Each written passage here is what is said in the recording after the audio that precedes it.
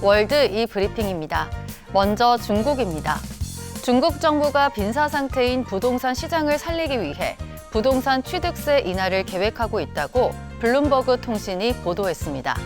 소식통에 따르면 당국은 상하이와 베이징 등을 포함한 일선 도시의 부동산 취득세율을 현행 3%에서 최저 1%까지 내리는 걸 검토 중인데요. 이 제한이 실행된다면 고급과 일반 주택 간 취득세 차이가 없어져 고가 주택으로 갈아타는 비용이 대폭 절감될 수 있다고 설명했습니다. 앞서 중국은 지난 8일 지방정부 부채 해결을 위해 1,937조 원을 투입하는 계획을 발표하면서 부동산 부양책이 추가될 것이라고 예고했는데요. 아울러 지난 9월에도 주택담보대출 금리 인하와 거주 제한 해제 등과 같은 정책을 발표한 바 있습니다. 콜롬비아입니다. 전국에 내린 폭우로 홍수 등 피해가 잇따르면서 콜롬비아가 국가 차원의 재난 상황을 선포했습니다. 콜롬비아에선 지난 2주 동안 폭풍과 폭우가 쏟아지면서 홍수와 산사태, 낙석 사고가 잇따랐는데요. 콜롬비아 32개 주 중 27개 주가 피해를 봤으며 그중 가장 가난한 초코주에서 3만 가구 이상이 피해를 본 것으로 추정됩니다. 아직 정확한 사망자 수는 보고되지 않았지만 물적 피해는 이미 수백만 달러에 달할 것으로 추정되는데요.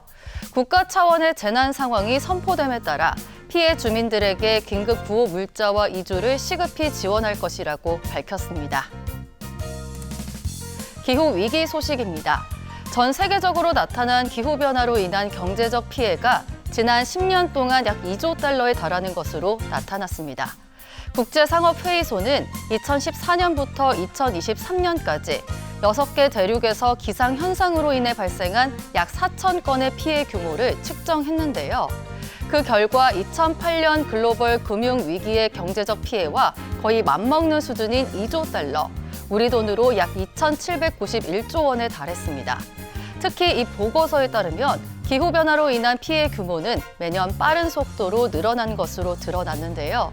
또 국가별로는 미국이 9,347억 달러로 피해 액수가 가장 큰 것으로 집계됐습니다. 끝으로 미국입니다. 미국이 추수감사절을 앞둔 가운데 올해 칠면조 생산량이 줄어들면서 가격이 크게 상승할 것으로 예상됩니다.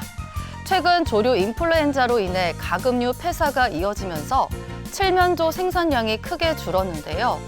미국 가정에서 추수감사절 저녁 식사 요리로 칠면조가 아닌 다른 음식으로 바꾸는 추세가 확산되면서 생산량은 더욱 빠르게 감소하고 있습니다.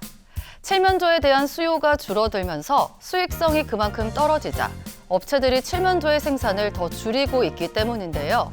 이 때문에 최근 물가 오름세가 1년 전보다 훨씬 낮아졌음에도 불구하고 칠면조의 가격은 크게 상승할 것으로 예상됩니다. 지금까지 월드이 브리핑이었습니다.